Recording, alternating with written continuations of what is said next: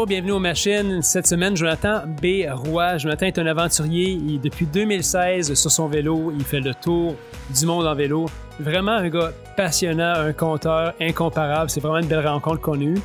Et il va vous apprendre plein de choses intéressantes, plein d'anecdotes intéressantes. Alors, j'invite à l'écouter attentivement jusqu'à la fin parce qu'on a ri jusqu'à la fin. On a été éblouis aussi par tout ce qu'il nous a dit. Alors, c'est un gars qui a soif de curiosité.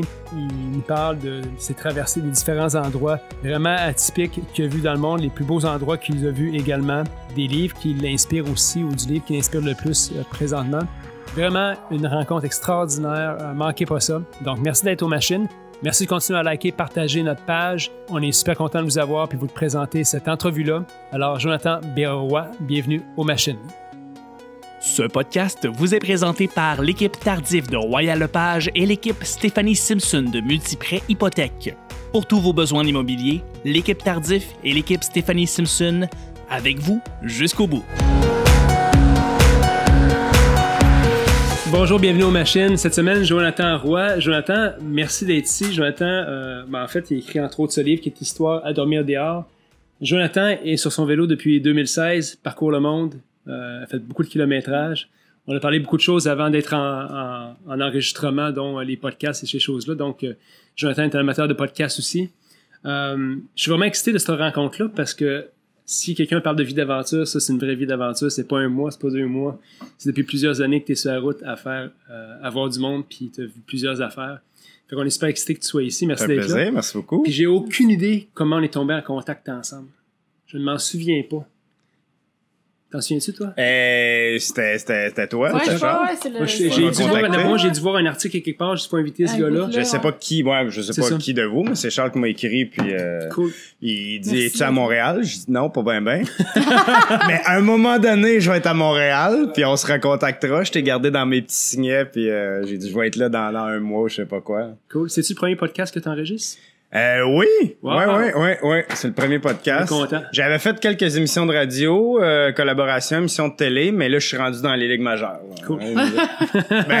Moi, j'écoute pas la télé, j'écoute que des podcasts. Fait que pour moi, on est dans le même club. On n'écoute pas de télévision, mais on n'écoute pas de TV. Good. Merci d'être là. Parle-nous un petit peu de toi pour les gens qui te connaissent pas. Oui, Jonathan B. Roy, j'ai fait plein de choses. Moi, mon moteur, c'est pas le vélo, c'est pas plein de choses, mais c'est la curiosité. OK? Puis je suis pas un athlète à la base, c'est pas ce trip-là de vélo, de voyage, c'est pas d'aller plus vite forcément, là, ça fait 3 ans et quelques. C'est vraiment que j'avais le goût de faire quelque chose de extraordinaire, hors de l'ordinaire dans ma vie. Salé.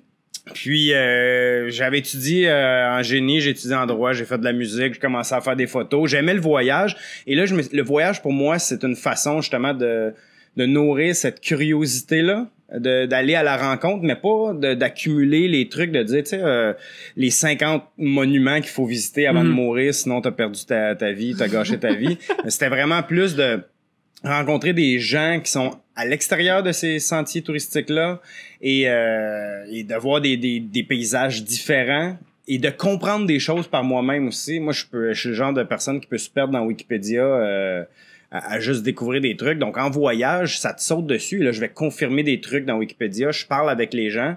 Et dans ce que j'écris, que ce soit dans ce livre-là, dans le blog ou différentes publications aussi, j'essaie tout le temps de rejoindre la petite histoire, les gens que je rencontre, et la grande histoire. Donc, ma curiosité se rejoint à quelque part entre les deux. Sinon, je viens de l'Est ontarien, de l'Orignal, un village là qui est juste sur la frontière. Donc, toute ma vie, là, j'ai comme alterné Québec-Ontario à l'école ou en travail. Et maintenant, j'alterne dans pas mal d'autres pays, finalement. Fait que là, dans le fond, il y a 3 ans, tu t'es dit, je suis curieux, je pars avec mon vélo. Mais il y a quand même plus longtemps que ça, parce que je suis parti il y a 3 ans, mais j'ai fait j'ai décidé de partir 1 année avant, puis même j'y pensais quelques années avant aussi, mais je connaissais pas personne qui avait fait ce genre de voyage-là, et j'avais jamais rencontré personne, même tu dis juste croiser quelqu'un. Mais pour moi, le vélo, c'était le meilleur moyen. C'était pas un voyage de vélo comme tel, c'est le vélo, je me rends d'un point A à un point B avec pour aller rencontrer ces gens-là ou voir ces paysages-là. Et l'image que j'ai en tête, je pense qu'il y a beaucoup de gens qui voyagent en vélo, maintenant j'en connais beaucoup, Mais il y a beaucoup de gens qui ont cette réflexion-là aussi. Comment est-ce que je peux aller dans un endroit absolument hors d'atteinte, tu sais, pas d'autobus, pas de train. J'ai roulé quelques semaines avec un Français en Asie centrale. Lui, il roulait de France, de Paris jusqu'en Chine. Puis là, il s'était fabriqué une espèce de vélo à 2 étages. Puis là, maintenant, on roule un à côté de l'autre. Puis ça fait 3 semaines qu'on roule ensemble. Puis il me dit, tu sais, moi, j'aime même pas ça faire du vélo. Mais immédiatement, j'ai compris ce qu'il voulait dire parce que je lui demande alors pourquoi est-ce que tu fais 10 mois de vélo, tu sais, sur 2 continents.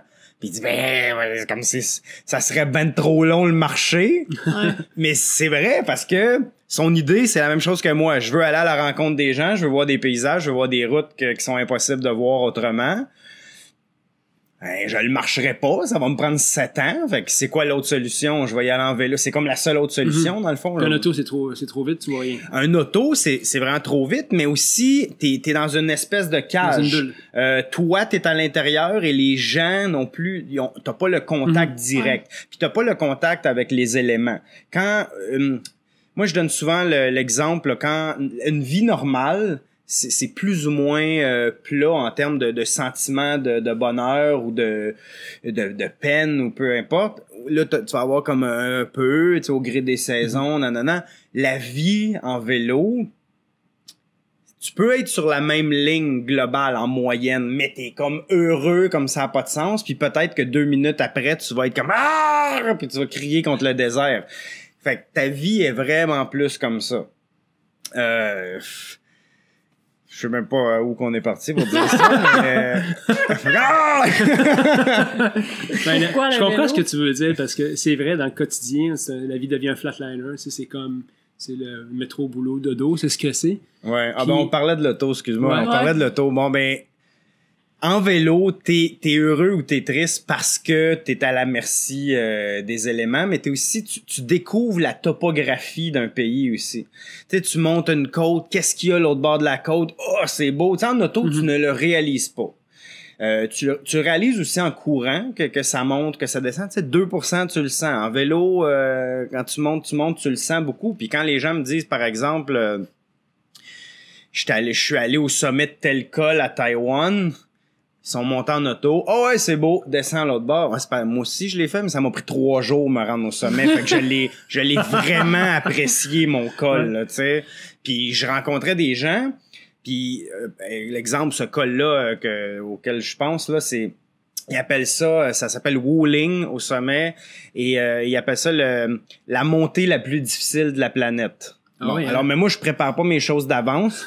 Je me dis, hey, j'aimerais ça aller dans les montagnes à Taïwan. Taïwan, c'est une île au large de la Chine. Certains diront qu'il fait partie de la Chine, mais ça, c'est une autre histoire. Et donc, tu peux faire le tour. Très, très belle place pour le vélo. Dans le milieu, tu as des montagnes. Là, tu as comme 300 cols en haut de 300 sommets en haut de 3000 mètres.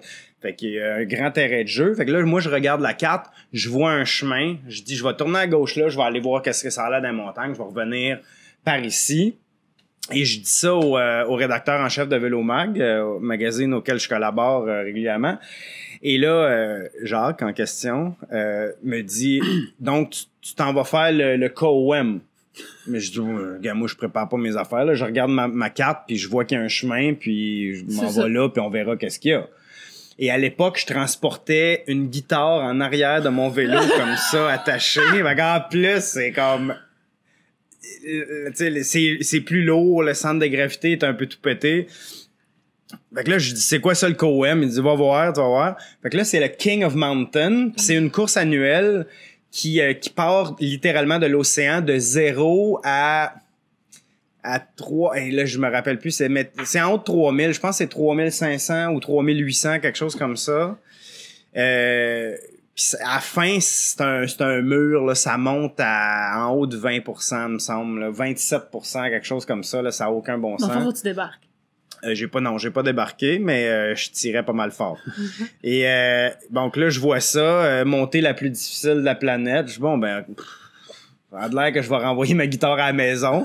Mais pour le reste, c'est ça. Pour le reste, je le fais. Et à Taïwan, ils font beaucoup de de voyage de vélo, mais au sein du pays. Donc, en chemin, je rencontre plein de Taïwanais qui sont équipés comme des fous avec le vélo de route en carbone, etc. Tu sais, vraiment au niveau. Et là, je me demande comment ils font de monter ça avec juste une bouteille d'eau. Ils ont rien. Ils ont peut-être un petit gel en arrière, une bouteille d'eau. Et là, je réalise que c'est souvent une sortie annuelle. Ils s'entraînent pour ça. Et soit, mettons, qu'ils vont là en groupe de 8. Et il y en a tout le temps un qui conduit une fourgonnette de ravitaillement.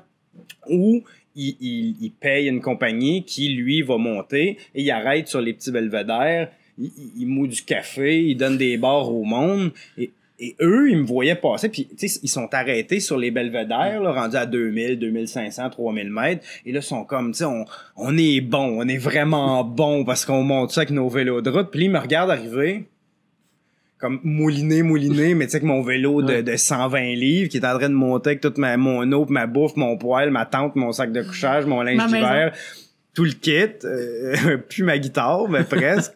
Et là, ils me sont comme OK. Donc, si j'étais en auto, puis que j'arrêtais au belvédère, bon ben oui, je leur ressemble pas physiquement. Alors peut-être qu'on aurait parlé un petit peu, mais jamais il aurait été comme, voyons, ça a pas de bon sens, le bonhomme qui monte ça. Puis, fait que là, ils sont comme, veux-tu du café? Fait que finalement, ils me donnaient de la bouffe, puis certains d'entre eux sont devenus des amis parce que j'avais pas une cage autour de moi et une pédale d'essence qui me permettait de monter. Ça crée une certaine proximité. Ben l'effort, puis pas à Taïwan, mais aussi l'élément du vélo, c'est que la majorité des pays, en fait, je dirais que c'est comme une espèce de cloche inversée dans le monde. Quand les pays sont très pauvres, le vélo est le moyen de transport. Après ça, quand le pays devient plus riche, je pense par exemple Vietnam, les plus pauvres vont faire du vélo, mais après ça, ils vont s'acheter des scooters. Ouais. Après ça, si le pays devient un peu plus riche, il abandonne le scooter, comme par exemple la Chine présentement. Beaucoup d'autos. Donc, si t'es encore en scooter, c'est parce que t'as pas assez d'argent pour t'acheter une auto. Et après ça, une fois que tout le monde a des autos, là, les gens peut-être ont plus de temps pour le temps libre, ont plus d'argent, ils sont pas obligés de travailler sans arrêt seulement pour survivre. Et alors là, le vélo revient comme on peut avoir ici, comme ils peuvent avoir en Europe, en Corée du Sud, par exemple. Le vélo redevient un mode de transport pour le loisir. Mm-hmm. Mais partout dans le milieu, ils comprennent pas pourquoi je suis en vélo. Parce que ça n'existe pas un vélo de loisir là-bas. Donc, s'ils me voient passer en vélo, ils disent « Embarque avec moi, là, petit gars pauvre qui est pas capable de se payer un billet d'autobus, embarque. » Comme exemple, milieu du désert au Kazakhstan. Je suis comme 8 jours de temps dans le désert à traverser comme ça des centaines de kilomètres. Plein de camionneurs arrêtaient. Embarque. Non, c'est beau. Mais où est-ce que tu t'en vas? Mais à la prochaine ville. OK, mais c'est à 300 kilomètres. Ouais, je le sais. OK, mais embarque pour vrai. Arrête de niaiser. Non, mais non, c'est pas ça le but, là. Je vais le faire en vélo. Et là, ils me disent, non, gratuit. C'est gratuit, là. Je t'embarque comme pas de problème. Non, c'est beau. Comme ça a aucune logique, là. Ouais. Il y a souvent beaucoup d'aide que tu vas avoir quand tu fais des voyages comme ça. Est-ce qu'il y a des situations qui sont plus dangereuses, périlleuses aussi? Oui, mais c'est très rare. Généralement, là, ça arrive à peu près, puis en moyenne, que ce soit moi ou d'autres cyclistes, ça arrive à plus ou moins une fois par année, t'as un événement qui est un petit peu plus... limite. Un petit peu plus comme faudrait que je m'en aide ici. Donc là, en tête, j'ai 2 histoires. Voulez-vous... Les deux. Les deux, OK. Bon, on va commencer par... j'en parle d'ailleurs dans le livre. Le chapitre s'appelle tirer ici et ici parce que en fait le livre c'est des chapitres indépendants, c'est pas comme une grosse histoire. Donc c'est des mini chapitres 2 à 4 pages qui parlent de vraiment une histoire, puis c'est pas des histoires de vélo là, c'est des histoires de rencontres, c'est des histoires de géographie et cette histoire-là est une histoire de rencontre. Je suis dans les montagnes au Kirghizistan, hein, qu'on est tous capables de mettre sur la carte. Et là, je suis complètement perdu. J'ai une carte SIM, mais j'ai pas de signal. J'ai presque pas de bouffe parce que c'est un raccourci, mais finalement, ça me prend comme 5 jours de traverser le raccourci alors que je pensais que ça m'en prendrait 2. Fait que je commence à manquer beaucoup d'eau. Et d'habitude, les gens m'arrêtent, me disent hey, tu viens d'où? Où est-ce que tu t'en vas?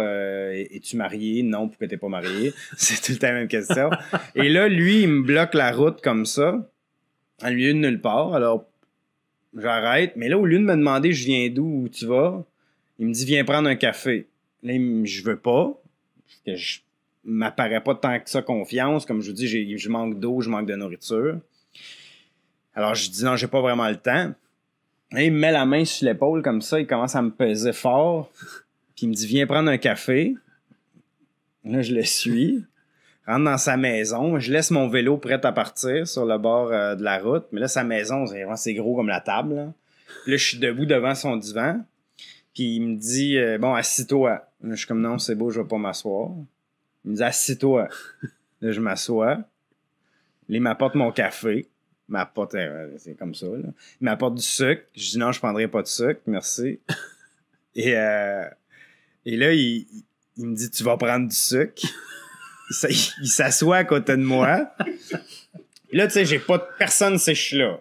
Il y a pas de connexion. T'as pas envoyé un flare. Non, puis il y a pas, tu sais, même, j'ai même pas dit, je dis pas mon itinéraire tout le temps à ma famille. J'ai comme décidé d'aller dans cette direction-là. Puis bon, je me retrouve là.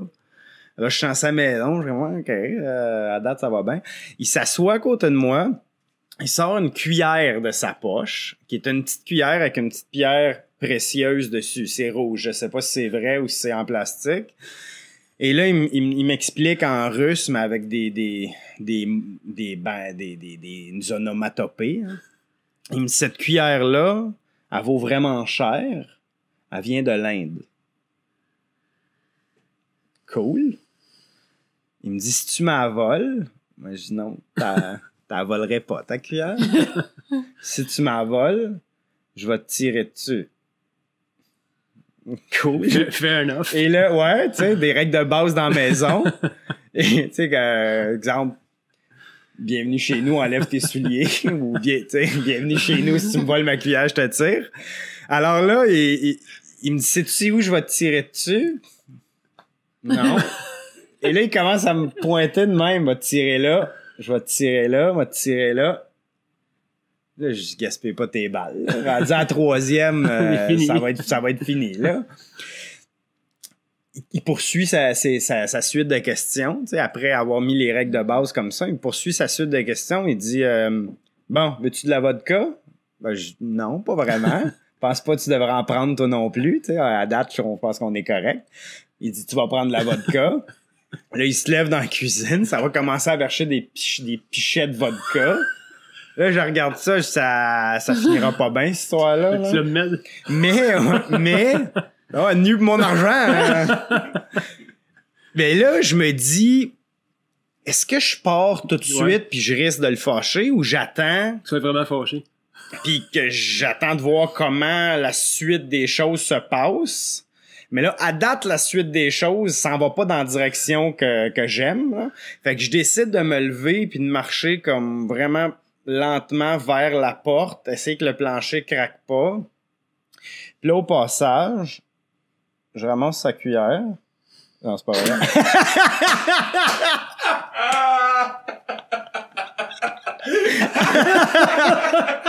Et elle est ici. Alors, je me rends à la porte, mais aussitôt que je sors dehors, là, je pars à courir vers mon vélo. Je sais pas comment il va réagir, mais tu sais, quand la porte referme, il voit que je suis parti. Fait que là, il se met à courir après moi. Il y a genre 8 secondes en arrière de moi. Et là, j'embarque sur mon vélo que j'ai laissé prêt à partir juste au cas, puis je commence à pédaler. Mais là, au Kyrgyzstan, vous savez à quoi ça ressemble. c'est comme 3500 mètres d'altitude. Il y a pas de... Je pense que j'ai une photo là-dedans, là. C'est vraiment pas loin de... Attends. Weiss. Ça, c'est le Tadjikistan. Attends, regarde, ça ressemble à ça. Sauf pas vite avec ça. Fait que ça monte pas vite. Dans quel sens tu pars? Hein? Ben là, je monte, là, mais ça, c'était comme la journée suivante, je pense. Mais ça ressemble à ça. C'est dans le milieu de nulle part. Alors là, je cours. Et lui est en arrière et je l'entends crier, mais je manque tellement d'oxygène que je me dis, je veux pas tourner ma tête parce que ça va prendre l'oxygène pour mes muscles de cou, puis je veux que tout mon oxygène soit dans mes muscles de cuisse. Et là, je me dis, tout ce que je pense, c'est si il y a n'importe quoi à moteur, c'est sûr qu'il me rattrape. Là, il y a pas de végétation, il y a une route qui passe. Fait que tu sais, si le gars, j'imagine plein de scénarios en même temps que je pédale. Tu sais, je me dis. Il y a une auto, il y a genre un 4 roues, il y a un tracteur, une tondeuse. C'est sûr qu'il va me rattraper à un moment donné. Puis là, je pousse. Puis comme pendant comme une demi-heure, je fais ça. Finalement, je l'entends plus. Puis je m'arrête parce que littéralement, je sais pas si vous êtes déjà allé en altitude, mais je commence à siffler en respirant. Là, tu sais, quand tu fais... Ouais. Et là, je m'arrête, je m'accote, puis j'ai tellement d'adrénaline, faut que je regarde mon corps, voir si j'ai des trous dans... Ouais, tu sais, puis là, je me concentre. Est-ce que j'ai mal? Est-ce que j'ai pas mal? Puis là, en fait, oui, j'ai mal au poumon, mais j'ai pas mal, tu sais, j'ai pas de trous dans ma peau. Et ça, c'est comme un événement, puis c'est pas... Dans le fond, c'est...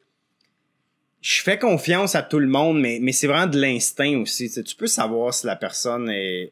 Je pense pas qu'il était méchant, mais... Genre, il fait 6 mois qu'il n'a pas vu d'amis, lui. Ben non, mais ça doit faire plus que ça. C'est sûr, j'étais probablement le premier occidental, certainement le premier gars en vélo qui arrive là. Fait puis il doit avoir une raison là, qu'il habite tout seul dans les montagnes comme ça, dans une bicoque. Là. C'est sûr que d'un, ses capacités sociales sont pas incroyables. Tu l'as vu? Puis c'est ça, des règles de base là. Tu voulais pas que je vole sa cuillère. Ouais. Wow. Et l'autre histoire? Ouais, l'autre histoire, c'est récemment. C'est là, j'arrive d'Amérique du Sud, donc peut-être, en fait, on n'a pas parlé, mais mon voyage à date depuis 3 ans, j'ai fait l'Angleterre jusqu'en Malaisie. Ça, c'était 14 mois, 18 000 kilomètres. Là, après ça, j'ai eu une offre d'emploi. Je me suis installé en Malaisie. Je travaillais là pendant une année, puis c'est là que j'ai écrit aussi en même temps le livre, qui est aux éditions Vélo Québec. Je suis revenu au Canada pour un mois et demi faire la promotion et je suis retourné l'été passé. Fait qu'en partir de juillet, j'ai fait Malaisie, Singapour. Là, j'ai pris un cargo de marchandises jusqu'à Taïwan, un porte-conteneur entre Singapour et Taïwan. J'ai fait Taïwan, Chine, Corée du Sud, Japon. Après ça, revenu ici aussi, faire encore un peu de promotion. Puis de toute façon, au lieu de faire Japon, Amérique du Sud, j'ai fait un petit détour. Là. C'était pas vraiment plus loin par ici.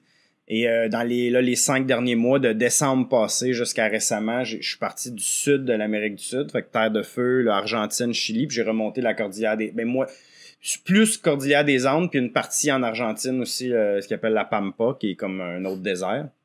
Et j'ai terminé ça à Santiago. Donc, deuxième événement. Chili, les gens sont moins... C'est clairement pas dans le livre. C'est pas dans ça, c'est inédit, dans le tome 2, ouais. Deuxième événement, c'est au Chili, puis Chili et Argentine moins accueillant, moins curieux, un peu pas méchant, mais juste moins comme viens chez nous, comme je pouvais avoir par exemple en Asie centrale ou certains pays même comme Malaisie ou Turquie ou Azerbaïdjan ou etc. En fait, peut-être un aparté, mais les pays les plus généreux, les plus curieux, c'est presque sans exception tous les pays musulmans. Oh oui, hein? Plus les pays sont musulmans, à majorité musulmane, plus qu'ils sont comme merci mon Dieu, tu m'as envoyé un touriste qui a choisi. Tu sais, exemple, j'arrêtais, je voyais qu'il y avait un peu d'herbe, je voyais qu'il y avait quelqu'un dehors, j'allais voir la personne, puis là j'expliquais avec 8 mots en russe, est-ce que je peux mettre ma tente sur ton terrain? Puis il était là, comme, wow, t'as pas choisi mon voisin, là, t'as pas choisi l'autre, t'as arrêté ici, là, fait qu'il faut que je prenne soin. On va en parler toute leur vie, là, tu sais. Ben, je pense, oui. mais je dis oui, parce que quand j'avais 14 ans, je faisais du vélo avec mon père, autour de la maison, ben, tu sais, une boucle de je sais pas quoi, là, 30-50, aucune idée. Puis on a croisé un couple de Britanniques qui traversait le Canada. Une petite ride facile, là. Puis c'était ça leur voyage de noces. Puis ils étaient en tandem. Oui, je sais pas s'il y avait 2 vélos, en tout cas, ils étaient les 2. Puis on les a croisés, on les a invités manger à la maison. Puis tu sais, ça fait plus que la moitié de ma vie, là, maintenant. Puis je m'en rappelle encore. Donc je me dis, ben le monde qui sont au Tadjikistan puis qui me voit arriver, c'est sûr qu'ils en parlent encore. C'est parce que c'est hors de l'ordinaire comme événement. ceci dit. Donc, au Chili, un peu moins dans la culture là, d'accueillir les gens. C'est un pays qui est magnifique, mais ça m'arrive pas souvent. Et là, à ce moment-là, je roule avec un de mes amis qui vient d'Allemagne. Et là, Chili a beaucoup de lacs, de rivières qui descendent des glaciers. Donc, c'est facile de prendre sa douche. Et, mais là, on monte vers le nord. Il y a de moins en moins de lacs ou de glaciers. Donc, on arrive dans une ville, fin de journée, et puis on arrive à une station-service. Puis il me dit, hey, on va aller voir peut-être à la station-service, ils ont des douches. Des fois, quand il y a des grosses stations, il y a ça comme en arrière. Fait que, on fait juste arrêter là, puis il y a un gars qui arrive à pied. Et il nous salue, puis il nous dit qu'est-ce qu'on cherche. En plus, là, c'est plus facile, là, c'est en espagnol. Donc, on lui dit, bon, on cherche une douche. Puis il dit, ah, ben venez chez moi, là, j'habite à 2 coins de rue. Puis là, on est comme, ah, c'est cool, tu sais, ça fait longtemps qu'on s'est pas fait inviter par quelqu'un de local. Donc, on le suit, on marche 2-3 blocs, on arrive chez lui. Et là, la maison, c'est comme un manoir. Là. Je m'attendais vraiment pas à ça de par son look. Fait que je suis comme, okay, est-ce que c'est sa maison ou c'est comme le jardinier? Parce qu'en même temps, il arrive puis il arrose les fleurs. Là. Fait que je me dis, peut-être c'est ça, je sais pas. Et là, il pointe. Puis de la façon que c'est fait, c'est comme une espèce de villa... tu sais, comme avec une cour intérieure. Et là, il y a comme salle de bain qu'il y a là. Puis il y a d'autres pièces autour. Fait que c'est comme on est... tout le temps à l'extérieur, mais il nous montre différentes pièces. Il nous dit, voici la salle de bain est là. Et là, mon ami Freddy, l'Allemand, va prendre sa douche en premier, pendant que notre hôte, Mario, un bonhomme dans 45-50, je ne sais trop, bien peigné, mais culotte sale. Alors, lui, il commence à m'ouvrir des portes. Il y a comme, tu sais, son méga trousseau de clés. Tu dis, c'est bizarre. Déjà, là, il y a de l'air d'un concierge d'école. Il sort des clés. Il ouvre des portes et il dit, ça, c'est une chambre. Ça, c'est une autre chambre. Rien dans la chambre. C'est une pièce vide. Alors là, je fais comme, pas grave. Moi, j'ai mon matelas et toutes mes affaires. Mais je lui demande, pas certain ce que tu es en train de faire, mais es-tu en train de nous inviter à dormir? Là, il dit oui, ouais, vous pouvez dormir ici si vous voulez. Là, moi, Fred est encore dans la douche. Moi, je suis heureux. Là. Je dis, on n'aura pas besoin de continuer à noirceur, aller se trouver une tente, un endroit de camping. Alors, je lui donne une poignée de main. Et là, il me prend la main, il me renverse ça. Puis il m'attire, tout ça en 2 secondes. Il m'attire vers lui et il me pogne le paquet. Pis pas comme, oh, excuse-moi, je t'ai effleuré. De toute façon, c'est dur comme son geste est clairement prémédité, hein. Et, là, tu vois, c'est ça. Fait que, il me pogne, pis là, pour, tu sais, voir quelle grosseur que je suis. Pis là, il me regarde, pis il me fait, là, je suis comme, non, ça marchera pas, là, ça, là. C'est, il y a un chamois. Il y a un chamois. Il y a pas de chamois. C'est très, non, je roule pas de chamois, je roule avec des shorts pour courir. On pourra reparler de ça, mais, là, on est dans le vif du sujet. Fait qu'il me pogne comme ça, et là, je fais non. Et là, je peux pas m'en aller. Fred est encore dans la douche. Fait que là, je vais comme m'asseoir sur un banc penaud. Et lui, il arrose ses plantes, là, encore. Et là, il vient faire un petit tour à côté de moi, commence à me flatter à la cuisse, qui est à découvert, parce que j'ai mes shorts de vélo pour courir, tu sais. Et là, il commence à me flatter, puis il me fait des petites phrases. Ah ouais, ouais.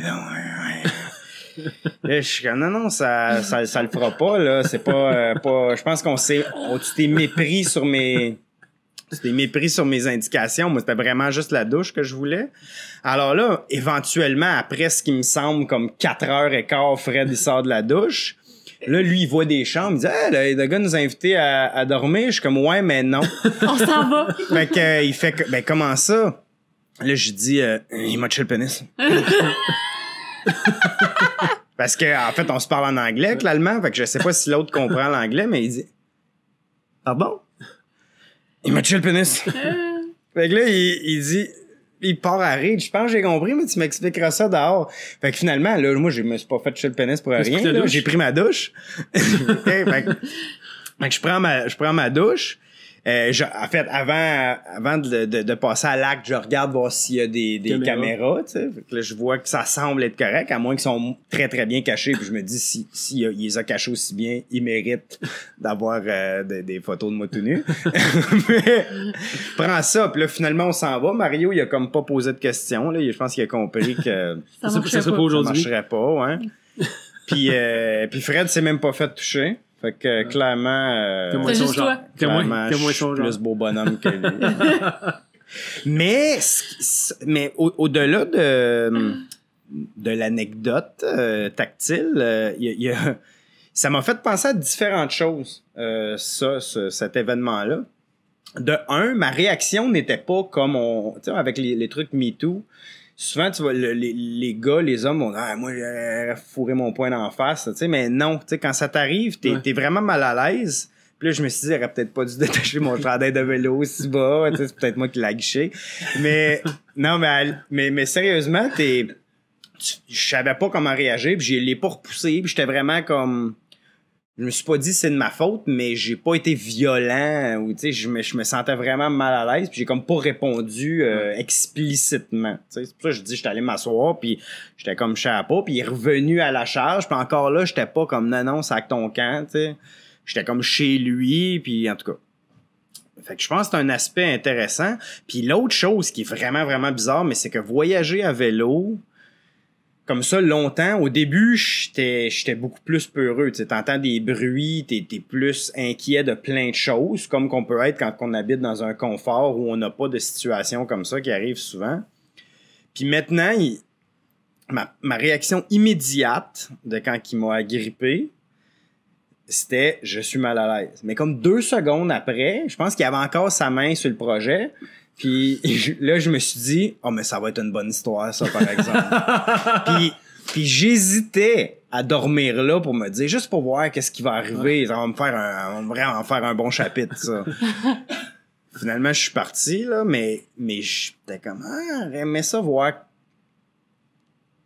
Juste qu'est-ce que ça serait passé. Avec Il Mario. m'aurait sorti sa petite cuillère. Lui aussi. Avec sa pierre précieuse. Ouais, ben Wow. c'est 2 histoires extraordinaires. Je pense qu'ils vont rester dans les Les dans annales. les annales. Je voulais pas le dire. Comment qu'on se prépare pour un voyage de vélo de même? Tu peux pas. Non. Mais tu peux préparer ton équipement puis plus ou moins ton itinéraire. Parce que tantôt, tu disais ma maison pèse 120 livres. Ouais. Mais oui, OK, ça tu peux lire beaucoup. Ouais. Parce que chaque pièce d'équipement est vraiment primordiale. Fait que te préparer, c'est pas une préparation C'est physique. plus d'équipement. Ouais, parce que après ça, mais encore là, je dis ça. Puis en Amérique du Sud, il y a beaucoup de Sud-Américains qui voyagent à vélo, puis leur équipement, eux autres, clairement, ils se sont préparés 4 minutes et quart avant de partir, là. Il y a pas, ou ils ont pas l'argent, puis j'en ai rencontré du monde qui ont des vélos en titane, des affaires de fous, qui sont pas nécessairement meilleurs, puis ils ont pas des expériences plus intéressantes que l'autre qui s'est acheté, ou qui a trouvé dans la grange une vieille brette puis qui est parti avec ça. T'sais, tout le monde figure comment, puis que t'ailles le meilleur équipement ou le plus poche, il va falloir que tu fasses des réparations à un moment donné, plus ou moins, là, tu sais, mais... Fait que moi, je me suis préparé de l'équipement, parce que c'est ça que je pouvais faire dans mon année avant, mais aussi parce que je connaissais pas personne qui l'avait fait. Donc, j'ai écrit à des gens qui avaient des blogs, puis je leur ai demandé des questions d'équipement, d'itinéraire, puis eux m'ont comme rassuré en sens qu'ils m'ont donné des conseils, de dire... tu peux passer par tel pays. Exemple de choses que tu peux te préparer. Pour un Canadien, tu peux aller en Iran, mais ça prend un guide avec toi. En tout cas, quand je l'ai fait, là, je sais pas si ça a changé récemment, mais pour les Britanniques, les Américains, les Canadiens, c'est différent de si t'es un Français ou un Allemand, par exemple, parce que t'as différentes règles de visa. Des visas, c'est ça? Ouais, Quand donc, ils disent un guide, comment ça fonctionne? ben, un guide, c'est que tu peux aller avec un tour guidé ou tu peux avoir quelqu'un dans ton auto avec toi qui est là, qui répond de toi, mais en vélo, je paierai pas un guide pour me suivre, tu sais, ça, c'est juste, c'est pas une solution qui est viable. Finalement. Non. Donc, la majorité des gens, mais beaucoup de gens, hein, qu'est-ce qu'ils font? Mais c'est surtout des Européens. Après la Turquie, t'as comme différents choix. Tu peux aller vers l'Iran et après ça, remonter et traverser le Turkménistan vers l'Ouzbékistan. Et ça, c'était mon plan de base, mais en lisant plus, tu vas voir sur le site canadien, puis là, tu vois, ou tu vas voir sur des trucs de voyage, puis là, tu vois, OK, bon, ben, je serais pas capable d'y aller en vélo. Donc là, tu regardes la carte, c'est quoi l'autre option? Fait que je monte, je vais aller en Géorgie, Azerbaïdjan. Là, là, je me retrouve face à la mer Caspienne. OK, qu'est-ce que je peux faire? Alors là, tu recherches un peu. Bon, il y a pas de traversier, mais c'est possible de prendre C'est pas un porte-conteneur, mais c'est un cargo que les camionneurs embarquent sur le bateau là, entre l'Azerbaïdjan et le Kazakhstan ou entre l'Azerbaïdjan et le Turkménistan. Fait que là, c'est ça que j'ai fait. Tu te rends au port, puis là, tu te dis, est-ce qu'il y a un bateau aujourd'hui? Non, peut-être demain. Hein? Est-ce qu'il y a un bateau aujourd'hui? Ben, peut-être après-midi. Fait que là, c'est comme très, très artisanal, là. Mais c'est une expérience différente. Tu sais, moi, j'avais pas prévu aller en Géorgie, Azerbaïdjan, puis finalement, c'est comme ça que le voyage se développe. Généralement, ça va assez bien. Je me suis fait avoir... là, maintenant, je suis allé en Chine parce que j'ai réussi à avoir un visa d'ailleurs, mais je planifiais avoir mon visa de l'Asie centrale, puis finalement, l'ambassade à Bishkek, au Kirghizistan, par le temps que j'arrive, c'était fait bombarder, fait que là, ils donnaient plus de visa chinois, là. Bon, alors là, il fallait que je prenne un vol entre le Kirghizistan et finalement la Birmanie, un peu par hasard. Mais t'adaptes, ça c'est la beauté, tu sais, au début on parlait faire un voyage d'un mois, 2 mois, quand t'as un mois, tu peux pas vraiment te revirer aussi vite comme ça, mais en vélo, quand t'as pas vraiment de date limite, ou du moins au début, je pensais être parti pour 1 année. Même 1 année, c'est quand même assez long là, pour se revirer de bord. Mais le but, c'est pas la destination, c'est vraiment le parcours, exactement. Donc, pour moi, ça me change absolument rien que je passe par l'Iran ou par la Géorgie. Là, je vais rencontrer des gens dans un pays ou dans l'autre. Intéressant. Ouais. C'est quoi c'est une place ou quelques places qui sont vraiment les plus belles places que tu as vues? Les quoi? Les plus beaux endroits. Ben ça varie parce que il y a des endroits qui sont magnifiques en vélo. Il y a des endroits qui sont magnifiques d'un autre mode de voyage. Exemple, je suis allé 3 fois au Japon. J'adore le Japon. C'est incroyable. Mais en vélo, c'est pas le pays le plus merveilleux parce que soit que tu es vraiment dans les montagnes super isolé puis qu'il n'y a pas de chemin vraiment droit. Là, tu fais comme 400 km au lieu d'en faire 20 si j'avais une route normale. Mais après ça, tout le monde habite sur le bord des côtes. Fait que ça, si t'es pas dans les montagnes, tu vas sur le bord des côtes, mais là, t'as juste l'impression de rouler dans une méga ville pendant 2 semaines. Mm-hmm. Mais par contre, si t'es là avec un sac à dos puis tu prends le train, Japon, c'est comme merveilleux. Après ça, le Tadjikistan, c'est absolument incroyable parce que justement, lui n'est pas accessible. Il est juste accessible en vélo ou si tu dépenses vraiment, vraiment beaucoup d'argent pour avoir comme un Land Rover ou ce genre de choses-là, tu sais, avec le capteur d'air plus haut parce qu'il faut que tu traverses des rivières puis la route est tout pétée, fait que ça te prend une bonne suspension. Et ça, t'as l'impression, là, t'es sur un plateau à 4000 mètres pendant plusieurs semaines, t'as vraiment l'impression de rouler sur Mars. T'as aucune végétation, t'as presque personne qui habite là, c'est complètement hallucinant. Le Chili, ça ressemble à l'Ouest canadien. Je parlais de glaciers, de rivières, là. Mais en plus, tu as comme 1 habitant au kilomètre carré en moyenne dans le sud. C'est complètement hallucinant pour le vélo. Mais les gens sont pas aussi accueillants que dans d'autres pays. Fait que t'as différentes choses. Traverser un désert, c'est vraiment nul en vélo, mais quelle expérience de fou parce que tu verras jamais un ciel comme ça ailleurs. Mm-hmm. Parce qu'il y a rien. Parce que non seulement il n'y a pas de ville, mais en plus, il n'y a pas d'humidité. Fait que t'as absolument rien qui bloque ta vue. C'est comme la voie lactée à l'œil nu tout le temps, chaque soir. Puis après ça, t'as des petits pays en Europe. La France, quand t'as cet accent-là, t'es accueilli partout comme un roi. C'est incroyable. Tu sais, je me faisais inviter à 10h30 le matin, puis je suis comme, ça marchera pas parce que j'ai fait 3 km à date, là. Mais ils sont comme, viens. C'est vraiment incroyable. La Slovénie, super cool, mini pays, mais qui ont tout. C'est comme Jump Pack, ils ont tout dans le pays. Vraiment cool, mais tu sais, c'est rare les pays que j'aimais moins. Il y a des pays qui sont plus difficiles, pardon, mais les pays qui sont plus difficiles, généralement, font des meilleures histoires. Tu sais, si c'est tout facile, puis que c'est agréable, puis que la bonne température, puis que t'as le vent dans le dos, ben c'est bien le fun. Mais t'écris pas des livres avec ça. Tu t'as dit tantôt, avant qu'on enregistre, là, que tu faisais entre 1,8 km et 165. 165. C'est assez drastique. C'est une bonne moyenne. C'est parce que c'est deux événements différents. Comme la Chine, j'avais beaucoup de difficultés. En fait, c'est conjugué à 2 trucs, là. Je remontais la côte, donc beaucoup de villes, j'étais sur l'autoroute. c'était pas super agréable. Puis en même temps, fallait que je rejoigne un ami comme à Osaka au Japon, donc fallait que je fasse beaucoup de kilométrage. Donc là, je me suis mis à rouler comme 120, 130, 140, 160 à tous les jours, juste pour aller rapidement pour sortir du pays, pour aller rejoindre, et aussi parce qu'il n'y a rien qui se passait de toute façon. C'était pavé, c'était plat. Puis l'autre fois, le 1.8, c'était en Suisse parce que j'étais malade. J'avais été malade toute la nuit. Le matin, je me réveille. Puis là, c'est comme le début des Alpes. Là, ça montait pas tant que ça, mais je pense que ça m'a pris 6 heures rouler ma tente parce qu'à toutes les 10 minutes, je m'endormais de fatigue ou genre de nausée. Et là, finalement, je repars, monte la côte. Après, comme 1.5, j'arrête pour me prendre de l'eau, parce que j'en avais plus, j'étais complètement déshydraté. Et là, je repars, je fais comme 300 mètres, je me rendors. Là, il est rendu comme 4 heures de l'après-midi, j'ai fait même pas 2 kilomètres, je vois quelqu'un qui coupe son herbe en avant, je dis, bon, ben, ça a l'air que c'est là que ça va être. Fait que là, je vais lui demander, est-ce que je peux dormir chez vous? Là, il fait, aller demander à ma femme, même ça marche. Là, ils sont comme, OK, ouais, c'est beau, tu peux mettre ta tente ici.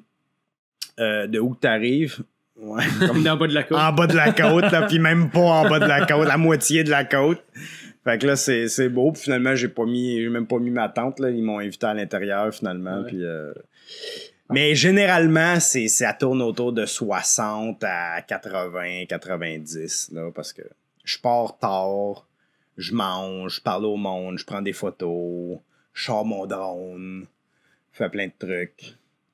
Puis là, rendu justement à 4 heures de l'après-midi, je fais, ben, comme là, j'ai 12 km de fait, là, fait qu'il faudrait peut-être que je roule un peu plus. Puis là, je roule à la fin de journée, puis après ça, j'arrête quand il commence à faire noir ou à peu près là, pour manger, puis mettre ma tente ou aller dans un hôtel. Ça dépend en quelle région, puis je dis hôtel, là, aller dans une place à Coquerel. Fait que c'est quoi le budget à peu près là, par... Ben, c'est 25 $ par jour en moyenne. Ouais. Mais il y a des pays qui c'est moins, comme Asie centrale, j'étais tout le temps dans ma tente, donc parce qu'il y a juste personne qui habite là. Donc c'est vraiment juste la bouffe, parce que si t'as pas de logement puis t'as pas de transport, il reste juste de la nourriture. Ça, là, la moyenne, c'était 17 $ par jour. Mais après ça, vu qu'il faisait vraiment chaud et humide en Asie du Sud-Est, Cambodge, Laos, Vietnam, Thaïlande, là, ma moyenne, je pense que c'était 28, là, parce que j'ai vécu comme un prince.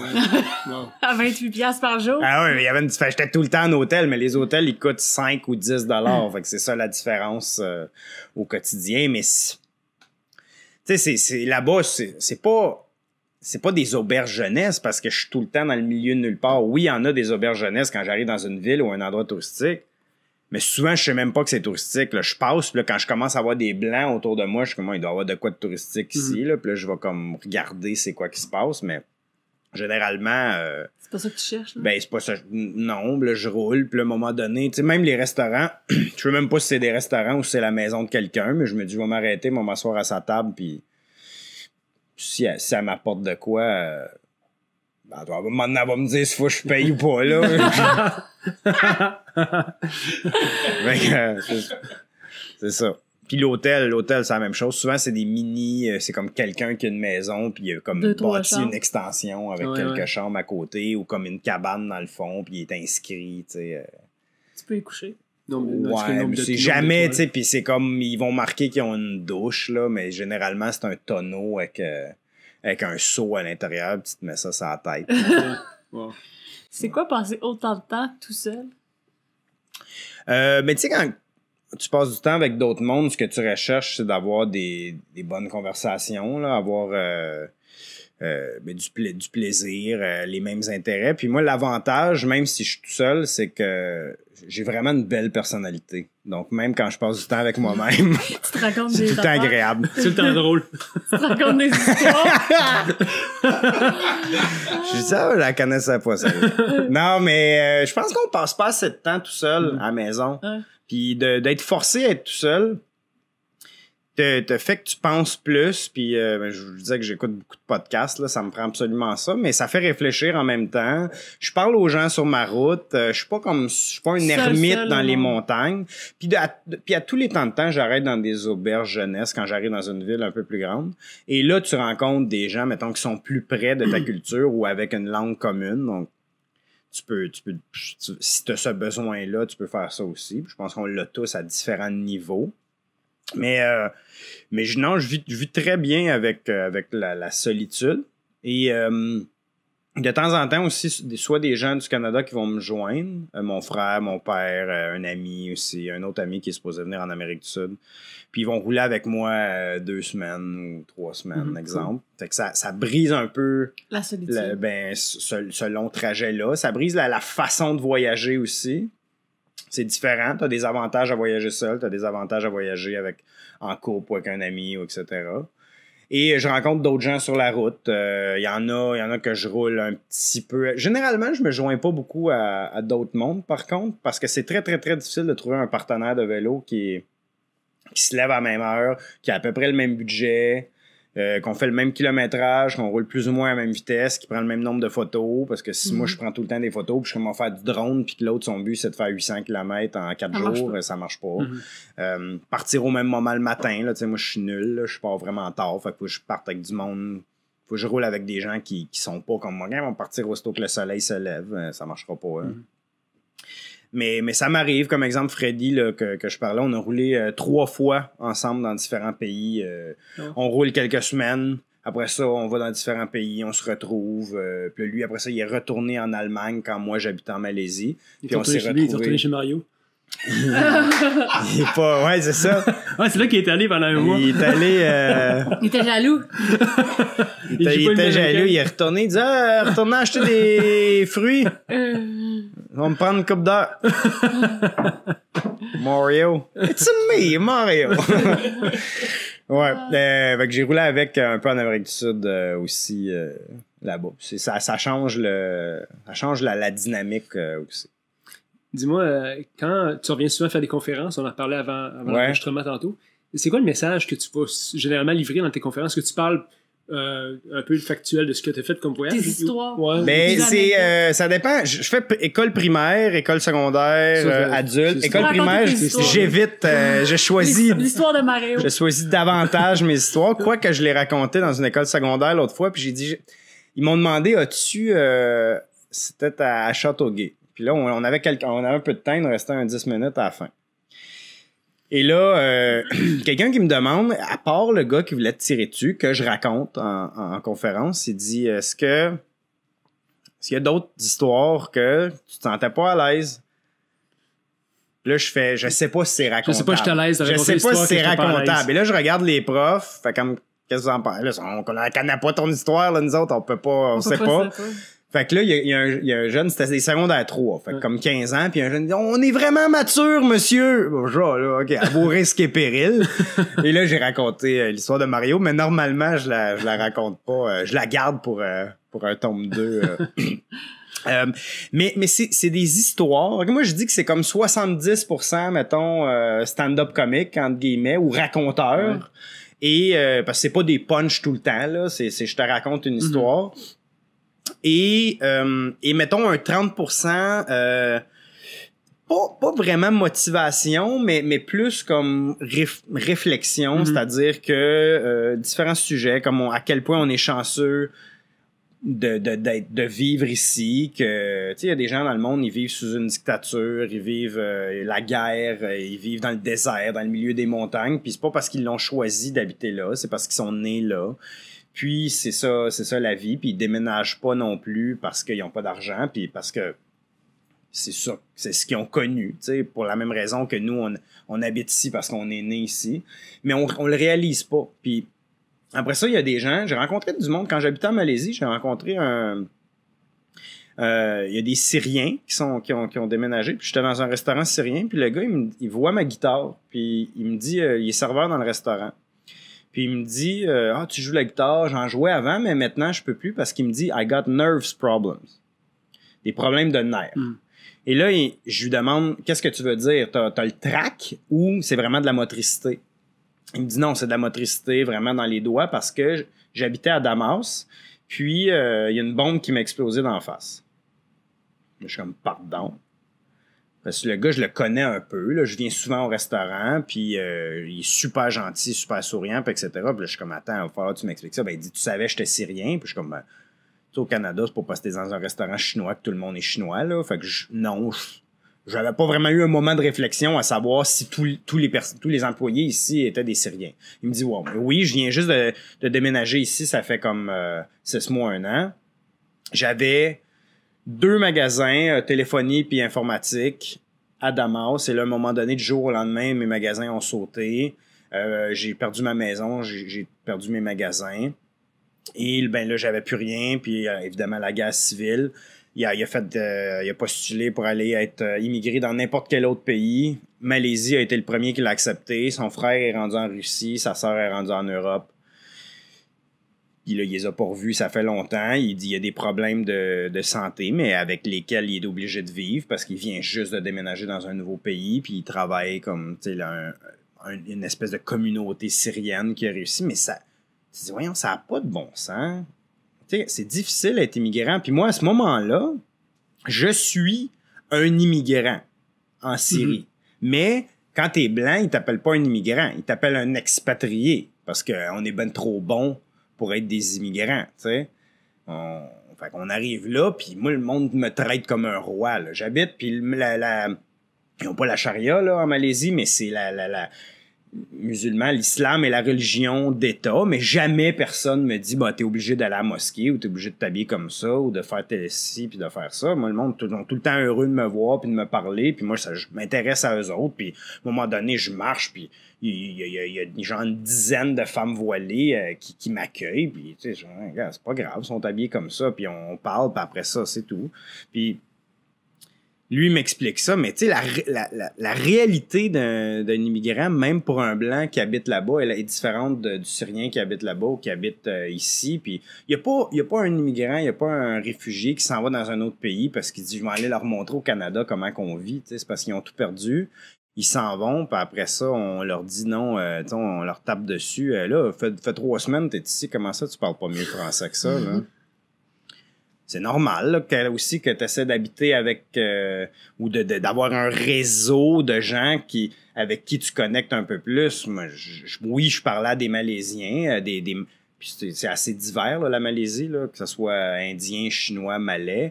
Mais mon meilleur ami, c'était un Français de France parce que forcément, on avait des points communs. Puis il n'y a pas un Malais qui m'a dit là, vous deux, arrêtez de parler français, ma gang de salles. Fait que c'est un peu je raconte pas cette histoire-là en conférence, mais ça tourne un petit peu autour de ça, de dire la chance qu'on a, ce qu'on réalise pas qu'on a et c'est jamais non plus rentré de force dans la gorge. C'est comme le message sous-jacent de je raconte l'histoire d'un enfant qui a vécu la guerre, puis je raconte l'histoire de madame qui habite dans le désert, puis ce genre d'histoire-là, puis en même temps, j'ai comme c'est une vidéo là, donc qui joue en arrière avec mon espèce d'itinéraire qui se promène un peu partout. Donc, quand je parle du Tadjikistan ou du Kyrgyzstan ou de la Birmanie, tu vois la carte, tu sais c'est où, j'ai beaucoup de photos, j'ai quelques vidéos, fait que c'est comme un mix là, de tout ça. Puis après, on prend des questions, puis il y a tout le temps comme 100 000 questions. C'est vraiment, vraiment cool. Ben, c'est fascinant, en fait, ton parcours, puis on est sur le point de finir notre entretien ensemble, mais je pense qu'on pourrait parler longtemps encore de tout ce que tu as fait, parce que t'es vraiment un bon conteur, ce que tu as fait est vraiment passionnant, fait que j'adore, c'est vraiment une belle rencontre aujourd'hui. Puis, je te dis que c'est le fun de voyager avec moi. T'as des nouveaux fans. Une question de la fin qu'on a, je sais pas si tu as déjà écouté certaines entrevues des machines, mais on pose toujours 3 questions à la fin. La première étant, c'est quoi pour toi être une machine? Tu sais, il y a l'expression être une machine dans le sens que t'es un athlète, mais tu sais, pour moi, machine, c'est... On a dit déjà te le dire, d'ailleurs. T'es une machine, tu vas te promener. Ouais, puis je suis zéro une machine, là. Mon chum Freddy, justement, il me disait que j'étais le cycliste le plus lent d'Eurasie. et je tiens à dire que cette épithète est maintenant terminée parce que après avoir fait l'Amérique du Sud, je suis maintenant le cycliste le plus lent d'Eurasie et d'Amérique du Sud. Vraiment pas vite. Mais moi, c'est peut-être plus machine mentale, mais que je suis dans le sens que le voyage de vélo, c'est difficile de maintenir plus qu'une année parce que c'est pas... Une fois que t'es entraîné, ça se fait, là, ça roule bien. C'est pas comme courir, là, que c'est vraiment, vraiment épuisant. En vélo, tu peux rouler une fois que ton derrière est rendu du beau petit cuir lissé, là, t'es bon. Mais machine, j'ai l'impression que c'est quelque chose... Une personne qui est vraiment bonne dans une chose, tu sais, unidimensionnelle. T'es une machine à pédaler. Mais tu sais, on va dire une machine à vapeur, qui est comme un moteur, ou une machine à laver. T'es bon pour t'es une laveuse. Bon. Mais ça fait pas plein de choses. Et je pense pas que c'est... Moi, j'espère que je suis multifacette. Que ça soit mettons, photo, écriture, mes réflexions. Moi, le vélo, c'est pas un voyage de vélo. Fait que je suis pas une machine à pédaler, là, mais le vélo me permet de remplir plein d'autres facettes. Fait que je sais pas. Peut-être que je suis une machine à aller puiser des histoires ou découvrir des histoires, mais c'est ça. Je pense que c'est une machine, pour moi, c'est plus unilatéral et moins comme dans le fond, c'est pour ça qu'un humain est meilleur qu'une machine, parce qu'on a différentes facettes à nous. Si tu avais un livre recommandé au plus grand nombre de personnes possible. Pas le tien. Oh! Ça serait, je pense que dans les dernières années, le livre le plus intéressant et complet que j'ai lu, ben, t'as peut-être déjà lu, là, puis c'est rendu un méga classique, là, mais Sapiens. Là, Ouais, Sapiens, j'ai pas lu, tout le monde m'en parle. C'est malade, ah, ouais, c'est incroyable. Ça parle vraiment, vraiment de plein de choses. Puis je mentionnais au début que je suis très curieux. Pour moi, Sapiens, il émet des hypothèses avec lesquelles on peut être en accord ou pas en accord, mais il les exprime très, très bien. Il ratisse très, très large. Tu sais, pour moi, de penser que ça commence... c'est l'histoire de l'Homo sapiens, là, réellement. Et juste le livre m'a accroché au maximum au début. Plus tard, il va parler d'économie, de religion, de capitalisme. Il va parler de la monnaie. Puis en fait, en gros, c'est que tout est une fiction. Et pourquoi que l'humain est tellement... a tellement de succès, c'est qu'on a cette capacité-là d'imaginer des fictions. La religion, c'est une fiction, mais même les droits humains, c'est une fiction, parce que c'est très malléable à l'époque. Tu sais, Babylone n'a pas les mêmes droits humains parce que ça évolue avec le temps. La monnaie est une fiction, mais on est capable de s'imaginer ou de se construire ça. Un pays, une nation, c'est une fiction. Des frontières, c'est une fiction. Il n'y a pas de frontières dans le globe. Tu traverses, puis le paysage change, peu importe le nom du pays. Donc ça, c'est pour ça que je dis très, très intéressant au niveau de ce qu'il apporte comme réflexion. Mais au début, aussi très factuel, où il explique que jusqu'à relativement récemment, je pense que c'est 10 ou 12 000 ans avant aujourd'hui, il y avait beaucoup de d'autres types de hominidés. Il y avait Homo sapiens, évidemment, mais Néandertal, et il y en a d'autres. Les Denisovans en Sibérie, Floriensis en Indonésie. Et on vivait tous un peu comme... dans la famille des grands singes, il y a les gorilles, les orang-outans, les bonobos, etc. Et ce sont tous des grands singes, mais ce sont des familles différentes. Et là, il va plus loin, puis il dit, bon, si les autres n'étaient pas disparus et qu'aujourd'hui, on était encore en train de vivre la famille des hominidés avec Homo sapiens et Néandertal, et on vivait conjointement, qu'est-ce que ça aurait changé au niveau de l'esclavage, au niveau de la conception de ce qu'une race peut être? Est-ce qu'on aurait été Homo sapiens et notre race, peu importe ta couleur? Qu'est-ce que ça aurait changé au niveau de dire l'homme a créé Dieu à son image? Est-ce que Dieu ou les dieux auraient été le Dieu des Homo sapiens plutôt que le Dieu de Mahomet, de Jésus, etc., de différentes grandes religions? Qu'est-ce que ça aurait changé au niveau de qui on considère dans les hiérarchies? Je trouve ça très, très intéressant comme réflexion aussi. Ouais.